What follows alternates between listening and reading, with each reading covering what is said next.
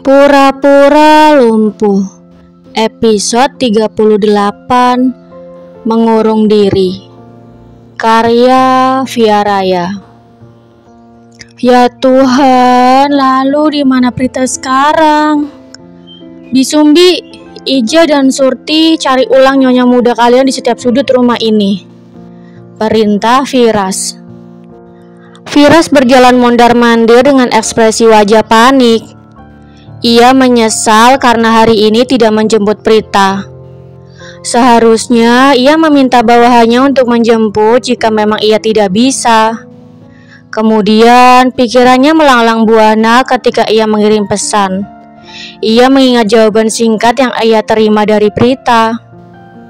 Apa jangan-jangan Prita marah karena aku gak jemput? Ah, sial!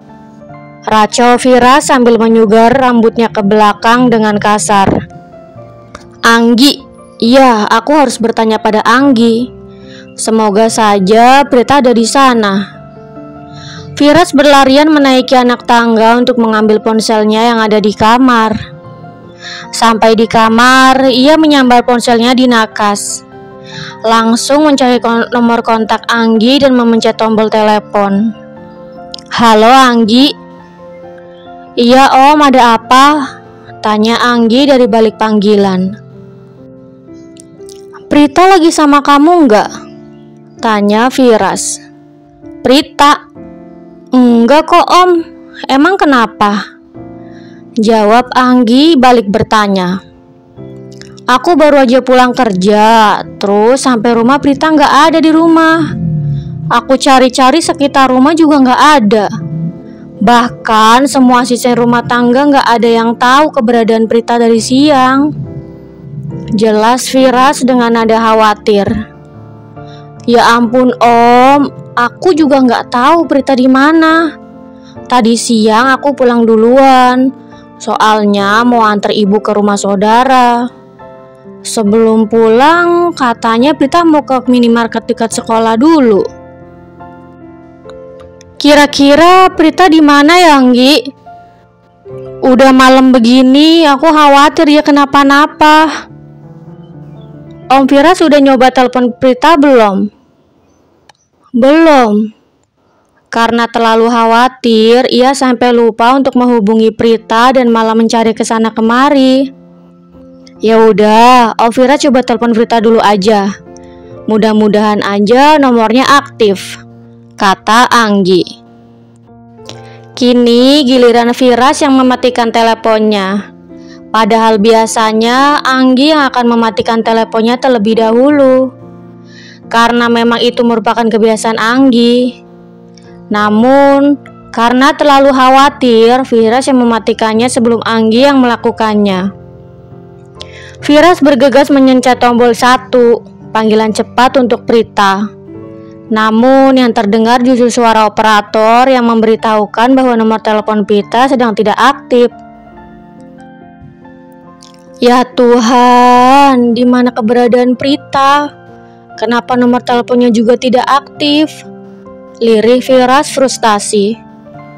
Apa yang harus aku lakukan sekarang?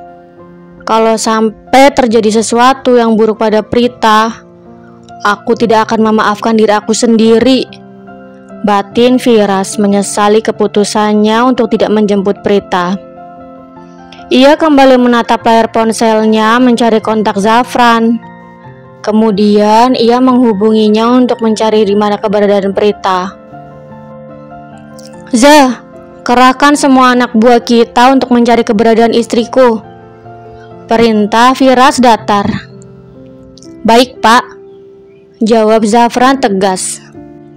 Zafran tipe orang pendiam dan tidak ingin tahu urusan orang lain.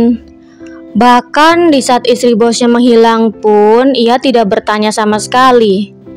Ia hanya mengiyakan perintah yang bosnya berikan. Ia langsung bergerak cepat melakukan tugasnya dan mencari keberadaan Prita. Dimulai dari di sekolah dan tempat-tempat yang memungkinkan Prita ada di sana. Sementara Firas, pria itu berjalan memutari sofa, kemudian ia menghempaskan tubuhnya dan duduk di sofa tersebut. Ia menatap langit-langit ruangan, membayangkan senyum manis Prita. Dasar om-om nyebelin. Tiba-tiba ia teringat akan ucapan Prita dan juga bagaimana ekspresi ketika mengatakannya. Tanpa terasa, buliran bening mulai menetes. "Prita, kamu di mana sayang?" Lirih Vira sambil mengusap cairan bening yang menetes di pipinya. Orang yang selalu terlihat gagah dan tegas, kini terlihat sangat menyedihkan. Ia meraup wajahnya dengan kasar, kemudian bangkit berjalan menuruni tangga menuju kamar bawah, tempat di mana memiliki banyak kenangan di dalamnya bersama Prita, istri kecilnya.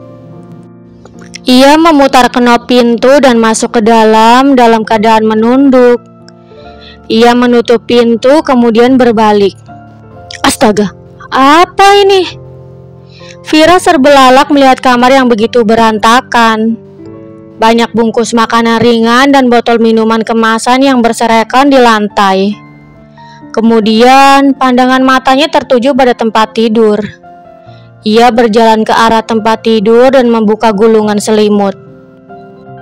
Astaga, Prita!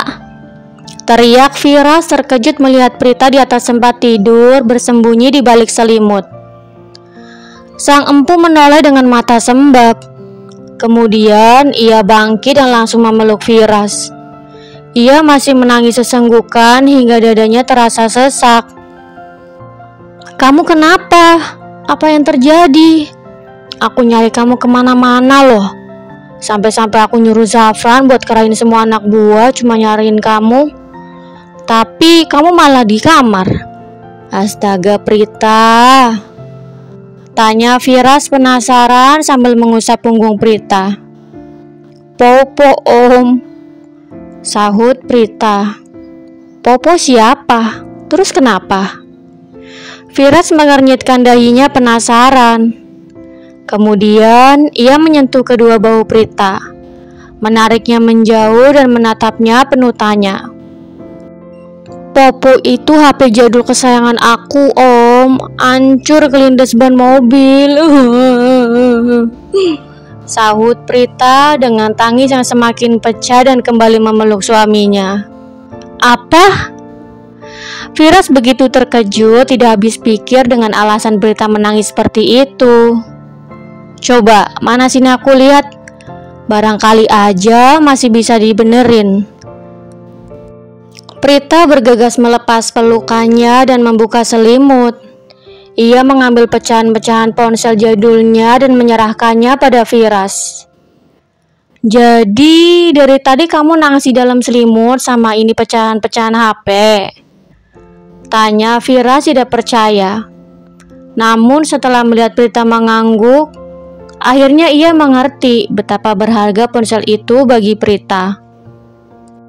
Melihat kondisi ponsel itu membuat Firas kebingungan. Ia sudah memberi harapan, tetapi ponsel yang sudah hancur itu tidak bisa diperbaiki. Aku mesti ngomong apa sama Prita?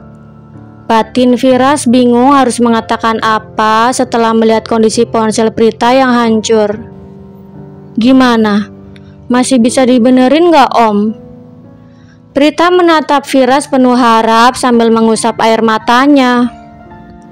"Maaf sayang, Popo nggak bisa dibenerin. Kamu lihat sendiri kan gimana bentuknya," sahut Firas menyesal. "Popo."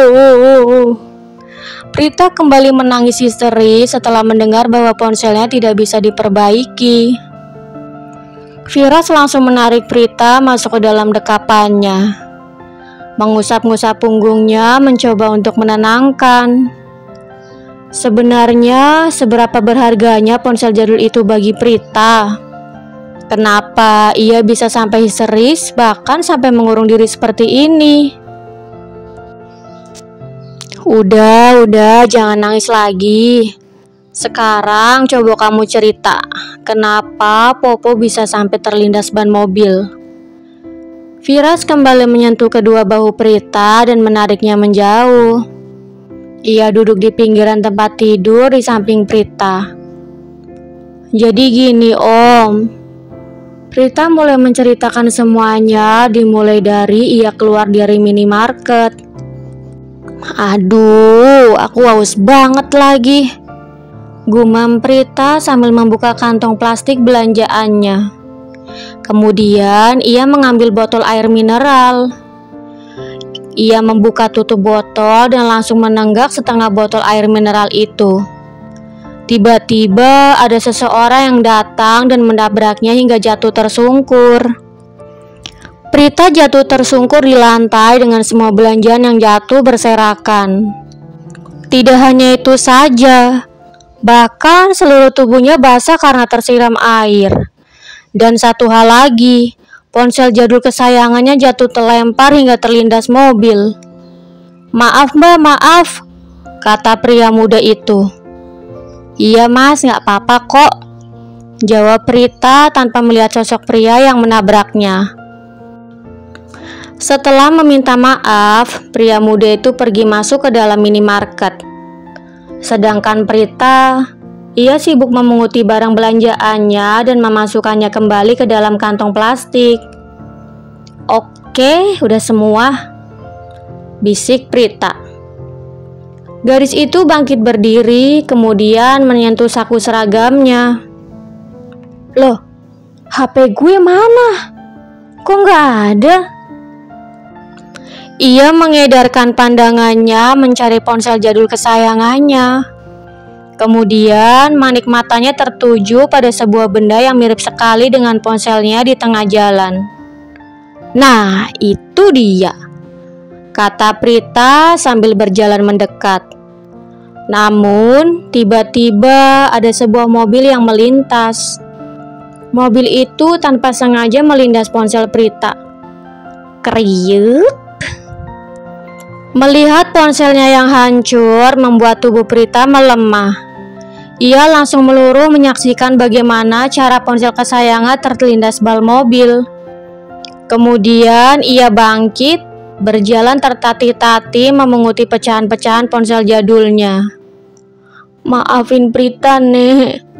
Prita gak bisa jaga baik-baik barang terakhir pemberian nenek. Lirih Prita dengan buliran-buliran bening yang mulai menetes di pipinya. Tidak ingin terlalu bersedih di tempat umum, Prita bergegas menghentikan taksi dan pulang ke rumah. Setelah sampai di rumah, ia mengurung diri di kamar bawah, tempat di mana ia tidur selama ini sebelum akhirnya pindah ke kamar atas. Prita menangis sesenggukan sambil melahap habis semua makanan dan minuman yang ia beli. Karena sedih, rasa laparnya meningkat pesat. Sebenarnya ia ingin sekali keluar untuk mengambil makan, tetapi karena sedang kacau, ia enggan untuk keluar. Hingga malam hari Firas pulang, ia masih mengurung diri di dalam kamar. Jadi gitu Om, kata Prita setelah menceritakan kejadiannya. Ya udah, besok kita beli popo yang baru ya. Mau? Mau, tapi popo nggak bisa diganti Om. Popo ini kenang-kenangan terakhir pemberian nenek, sahut Prita sesenggukan. Aku tahu. Aku juga nggak bermaksud buat gantiin yang baru. Kamu bisa simpan pecahan popo dan beli HP yang baru. Gimana? Prita mengangguk sebagai tanda jawaban. Ia menerima ucapan Firas. Ia meremas perutnya yang terasa keroncongan karena sejak siang tadi belum makan nasi. Kamu lapar? Mau makan? Tanya Firas mendengar suara cacing di perut Prita. Iya Om, lapar banget, sahut Prita tersenyum malu sambil menyentuh perutnya. Ya udah, kita ke meja makan yuk. Aku juga udah lapar banget nih, ajak Firas. Loh, kok diem aja? Tanyanya. Gendong, jawab Prita dengan sangat manja. Akhirnya mereka berdua pergi ke meja makan untuk menikmati makan malam. Sampai makan malam mereka berakhir, mereka berdua bercengkerama di ruang tamu. "Kamu mau beli HP baru yang kayak gimana?" tanya Firas. "Nggak tahu, terserah Om Firas aja deh," sahut Prita.